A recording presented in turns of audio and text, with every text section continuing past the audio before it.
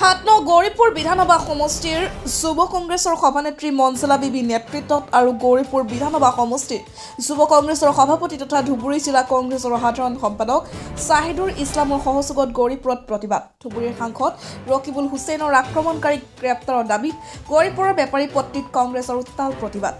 মুখ্যমন্ত্ৰীৰ পুত্তলিকা দাহ কৰাত বাধা প্ৰদান গৌৰীপুৰ আৰক্ষী দাহ কৰিবলৈ অনা পুত্তলিকা আৰক্ষীয়ে কাঢ়ি লৈ যায় থানালৈ। প্ৰতিবাদকাৰীসকলে পুত্তলিকা দাহ কৰিব পৰা নাই। সাংসদ ৰকিবুল হুছেইনৰ আক্ৰমণকাৰীক চিনাক্ত কৰি গ্ৰেপ্তাৰ নকৰিলে অধিক আন্দোলন কৰাৰ হুংকাৰ।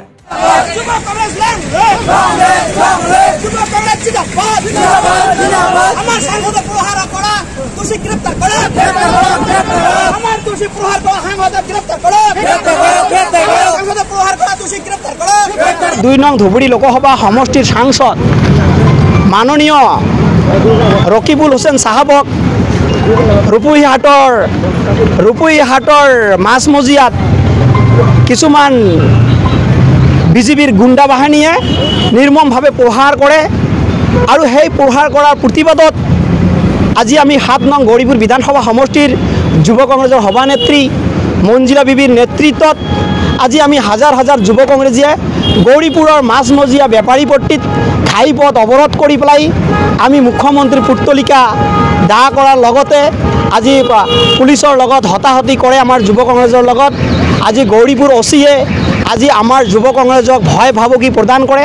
গতিকে আমি যুৱ কংগ্ৰেছে আমি গৌৰীপুৰ অচিৰ ভয় ভাবুকি ক্ৰেপ নকৰি পেলাই আজি আমি আমাৰ গণতান্ত্ৰিকভাৱে আজি আমি মুখ্যমন্ত্ৰীৰ পদত্যাগ দাবী জনাইছোঁ যুৱ কংগ্ৰেছে।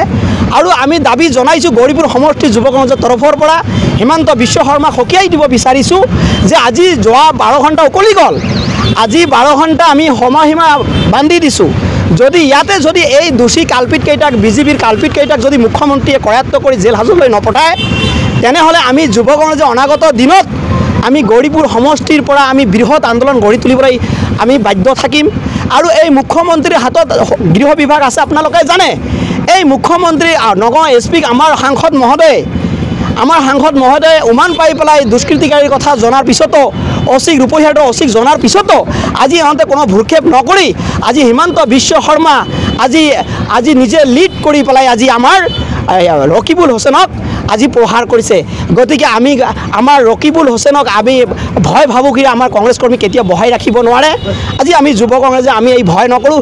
আমাৰ কংগ্ৰেছ দল আজি আমি ইংৰাজক আমি ভয় কৰা নাই। আৰু সেই কংগ্ৰেছ দলৰ সৈনিক আমাৰ ৰকিবুল হুছেইন এজন আমাৰ কংগ্ৰেছ দলৰ সৈনিক।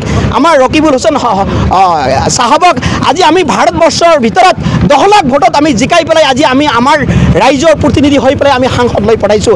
আজি সেই সাংসদক যদি আজি গুণ্ডাৰাজে আজি মুখ্যমন্ত্ৰী গৃহ বিভাগত থকা সত্ত্বেও যদি আমাৰ সাংসদক যদি এনেকৈ প্ৰহাৰ কৰে তেনেহ'লে আমাৰ অসমৰ ৰাইজৰ কি অৱস্থা হ'ব আপোনালোকে ভাবক। গতিকে আমি গৌৰীপুৰ সমষ্টিৰ যুৱ কংগ্ৰেছে আমি দাবী জনাইছোঁ অতি শীঘ্ৰে আমি নৰেন্দ্ৰ মোদীক সকীয়াই দিব বিচাৰিছোঁ। আজি আমি হিমন্ত বিশ্ব শৰ্মাক সকীয়াই দিব বিচাৰিছোঁ। অতি শীঘ্ৰে আমি আপুনি গৃহ বিভাগৰ দায়িত্ব পদত্যাগ কৰক আৰু মুখ্যমন্ত্ৰী পদৰ পৰা পদত্যাগ কৰক। আজি 6-7 মাহ আছে, আপোনালোকে যি কৰিব আছে কৰি থাকক। আমি অসমৰ ৰাইজে চাই আছে।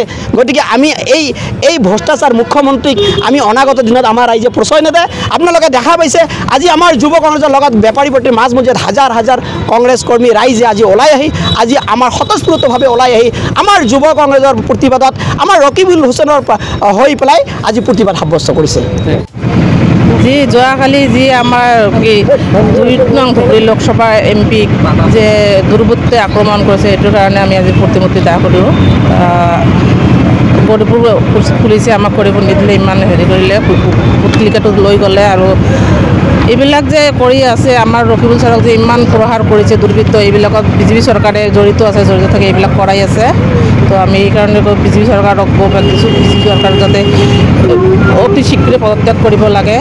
আমাৰ বিজেপি চৰকাৰখন বহুত আমাক অত্যাচাৰ কৰি আছে, সেইকাৰণে আমি এইবিলাক কৰি আছোঁ। আৰু যদি ইয়াৰ দোষীক যদিও উচিত শিক্ষা নিদিয়ে ইয়াতকৈ বেছি আমি প্ৰতিবাদ কৰিবলৈ সাজু থাকিম। ধন্যবাদ।